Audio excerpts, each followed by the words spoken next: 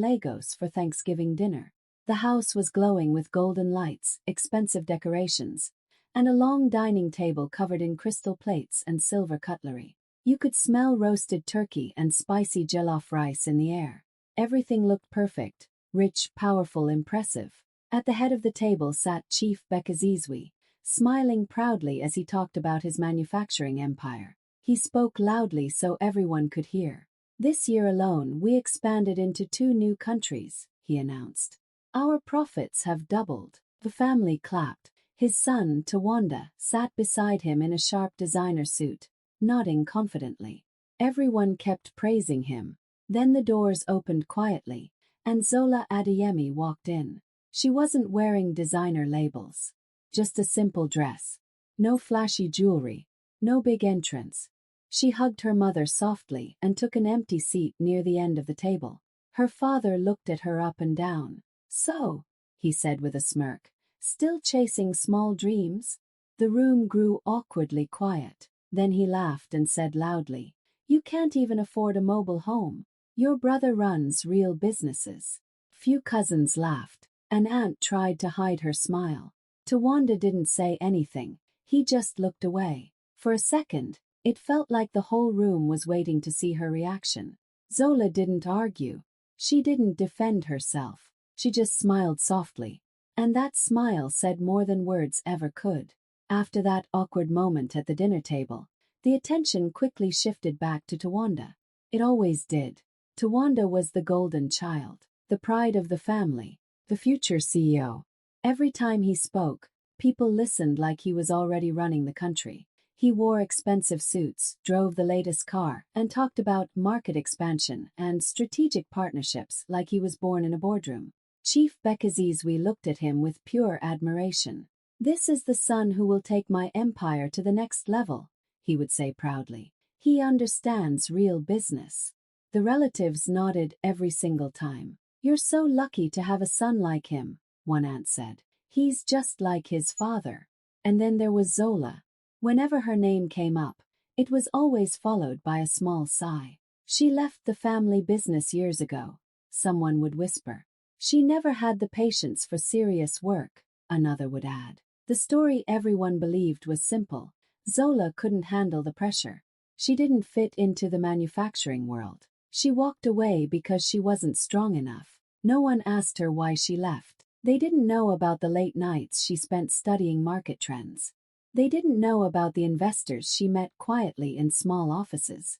They didn't know about the risks she took when no one was watching. Years ago, when she left the family company, her father called it a mistake. "You'll come back," he had said confidently. "The world is not kind to dreamers." But she didn't leave because she was weak. She left because she saw something bigger. While Tawanda was being trained to inherit an empire, Zola was building one from scratch. Quietly, carefully, without family connections, without her father's name opening doors. She removed her last name from proposals. She didn't want special treatment. She wanted to prove something to herself. Every time her family laughed at her small projects, she smiled. Every time they compared her to her brother, she stayed calm. They thought she was lost. They thought she failed. What they didn't understand was this. Zola didn't walk away from the family business to escape. She walked away to build something so big that one day, they wouldn't be able to ignore her. And she did it without making noise. Without applause. Without anyone clapping at the dinner table. Years earlier, when everyone thought Zola had run away from responsibility, she was actually sitting in a tiny rented office in Nairobi with one laptop, one assistant, and a very bold idea. She saw something others ignored. Africa's businesses were growing fast, but logistics were slow, messy, and outdated. Deliveries were delayed. Warehouses were disorganized. Cross-border trade was complicated. While her father focused on manufacturing products, Zola focused on how those products moved. She didn't register the company under Adeyemi. She dropped her last name completely from public filings. No one could connect her to Chief Bekazizwe. If she failed, it would be on her. If she succeeded, it would also be on her. The first year was hard. Investors said no. Banks hesitated. Some meetings ended the moment she walked in. You're young, they would say politely. Logistics is a tough industry. She would smile and respond, that's exactly why it needs new thinking. Instead of trying to impress people with big speeches, she focused on building systems. She invested in technology that tracks shipments in real time. She built software that helped companies predict delays before they happened. She partnered with small transport companies and turned them into organized networks. While her family attended galas in Lagos, Zola was visiting warehouses in industrial areas. While Tawanda posed for business magazines, she was reviewing contracts at 2 a.m. Slowly, things started changing. One client became 10. 10 became 100. Regional routes turned into international corridors. Within 5 years, her company wasn't just operating in Kenya, it was expanding across East Africa. She reinvested almost every profit back into the business. No flashy lifestyle, no public interviews.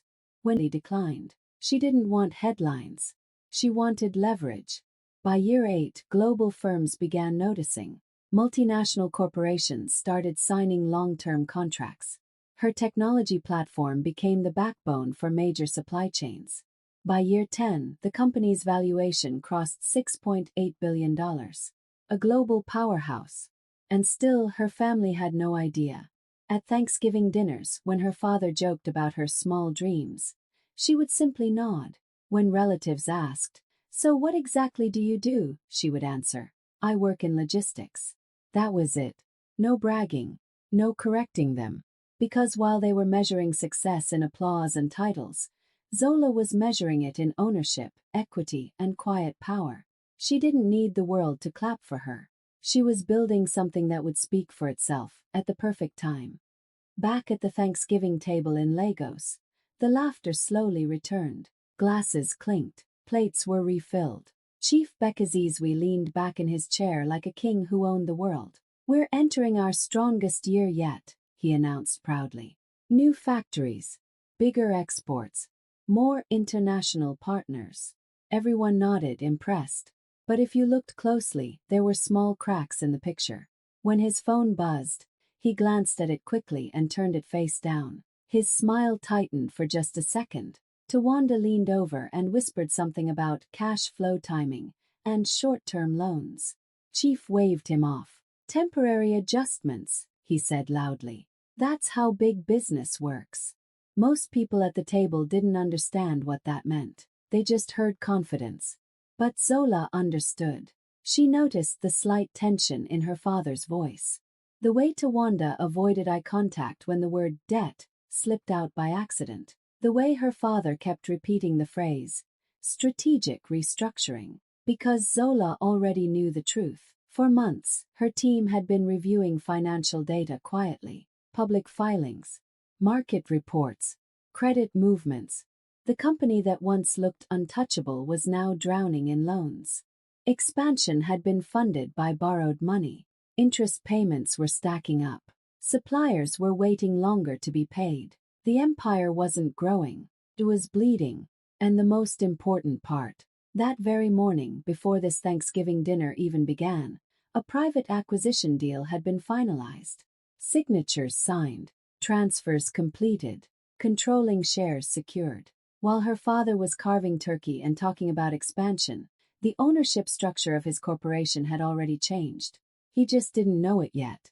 Zola lifted her glass calmly and took a sip of water. Across the table, her father continued speaking about legacy. "This company will stay in this family," he declared proudly. "My son will protect what I built." The words hung in the air. Zola looked at him quietly. There was no anger in her eyes. No revenge. Just certainty. Because she understood something he didn't. By the time dessert was served, he would still believe he was in control. But by Monday morning, the empire he bragged about would legally belong to someone else. And the most shocking part, that someone else was already sitting at the table, listening to him talk. Dessert was served. Sweet potato pie. Cheesecake. Laughter started to feel normal again. It almost felt like the earlier insult had disappeared into the background. Chief Bekazizwe wiped his hands with a napkin and leaned back proudly. "This," he said, looking around the long table, is what success looks like. Family, legacy, power. Zola quietly reached down beside her chair. She pulled out a slim black folder and placed it gently in the center of the table. The small sound it made against the glass surface was enough to make a few heads turn. I thought I'd bring something to be thankful for, she said calmly. Her voice wasn't loud, but it was steady. Tawanda frowned. What's this? Open it, Zola replied softly. Chief Bekazizwe chuckled. What is it? A job application. A few cousins laughed nervously. Tawanda flipped the folder open. First he looked confused. Then he started turning pages faster. His smile faded. His fingers tightened around the paper. These are acquisition documents, he muttered. The room grew quiet. Chief reached for the folder impatiently. Let me see. He adjusted his glasses and began reading. Official seals, legal stamps, board approvals, share transfer confirmations. His company's name was printed clearly at the top, and underneath it, a statement confirming that controlling shares had been purchased by a private tech logistics corporation earlier that morning. The majority stake, effective immediately. His hands froze. This is a mistake, he said sharply. Who approved this? Zola folded her hands calmly on the table. The board did, she answered. After the debt restructuring proposal was reviewed, Chief's eyes scanned the final page. Kyo's signature. Zola Adeyemi. For a moment he just stared at the name. You, he whispered. She nodded once. My company legally purchased 62% controlling shares this morning, she said in the same calm tone. The transfer cleared before lunch. It felt like the air had been pulled out of the room. The same relatives who laughed earlier were now completely silent. The same table where she had been mocked minutes ago was now holding the proof of something much bigger. Zola didn't smile in a cruel way. She didn't look proud or arrogant. She just looked certain. I figured, she added gently, this is something we can all be thankful for. And for the first time that night, no one laughed.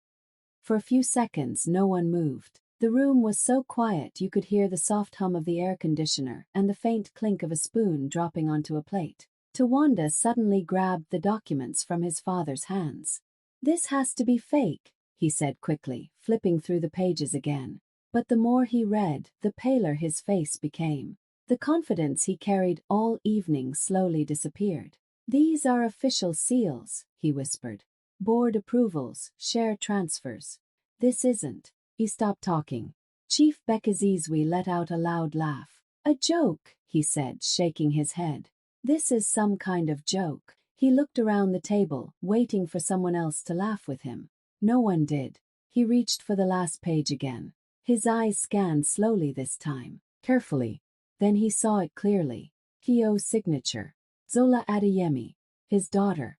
His hand froze. The smile dropped from his face like it had never been there. He looked up at her, really looked at her, as if he was seeing her for the first time. You! His voice was no longer loud. It wasn't powerful. It was confused. Zola met his eyes calmly. She didn't look angry. She didn't look emotional. She just looked steady. Yes, she said softly. Tawanda stood up suddenly, his chair scraping loudly against the floor. You planned this, he demanded. You've been planning this the whole time. Zola didn't raise her voice. Business requires planning, she replied evenly. An aunt covered her mouth in shock. One cousin slowly leaned back and were now staring at Zola like she had changed shape in front of them. Chief's breathing became heavier. You went behind my back, he said. No, Zola answered gently. I went through the board. The words hit harder than any shout could have. He thought back to the dinner earlier. His joke. His sneer. The way everyone laughed. You can't even afford a mobile home. Now the echo of those words felt different. Muller. Me. The power in the room had shifted so quietly no one noticed when it happened. Tawanda looked at her again, disbelief all over his face. Why didn't you say anything? Zola's expression softened just a little. Because you never asked, she said. And in that heavy silence, everyone finally understood something they should have realized years ago. Zola was never the failure. She was just patient, The silence in the room felt heavy, almost uncomfortable. No one touched their dessert anymore. No one looked at their phones. All eyes were on Zola. She sat straight in her chair, calm like this was just another business meeting. The board voted this morning, she said clearly. It was unanimous after reviewing the financial exposure and debt risk. Effective immediately, leadership restructuring begins Monday. Her voice was not loud, but it was firm, certain. Tawanda shook his head. Restructuring, he repeated like the word didn't make sense. Zola nodded slightly.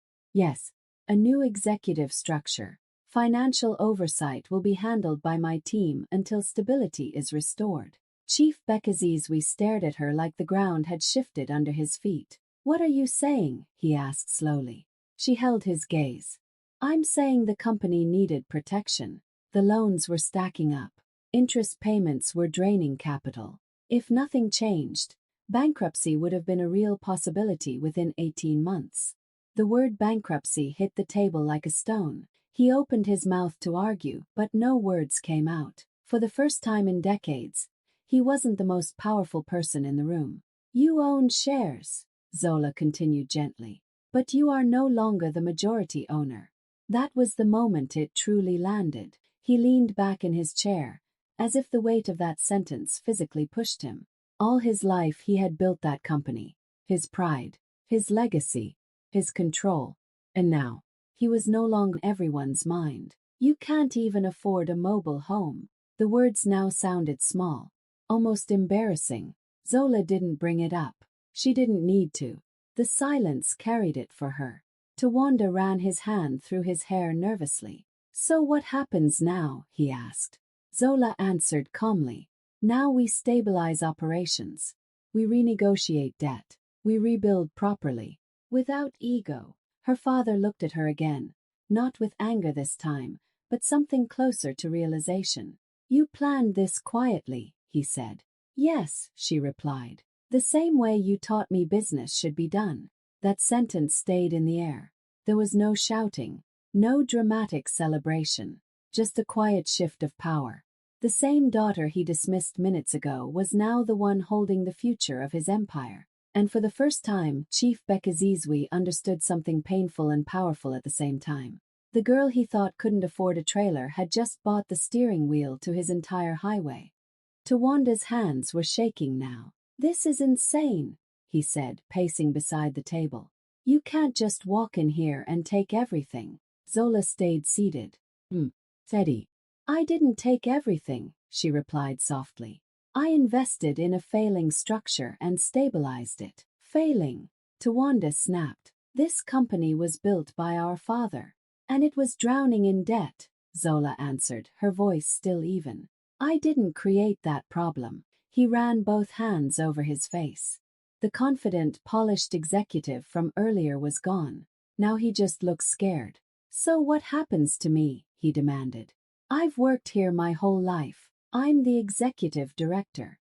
Zola looked at him carefully before answering. Your role is under review. All executive positions are being evaluated based on performance and risk decisions. Under review. His voice cracked. You're questioning my competence. I'm questioning the numbers, she said calmly. The expansion strategy was aggressive. The leverage ratios were dangerous. He stared at her like she had betrayed him personally. You're my sister, he said. You were supposed to support us. Instead, you went behind our backs. Zola finally stood up. I didn't go behind your back, she said quietly. I went ahead of you. The room was completely silent again.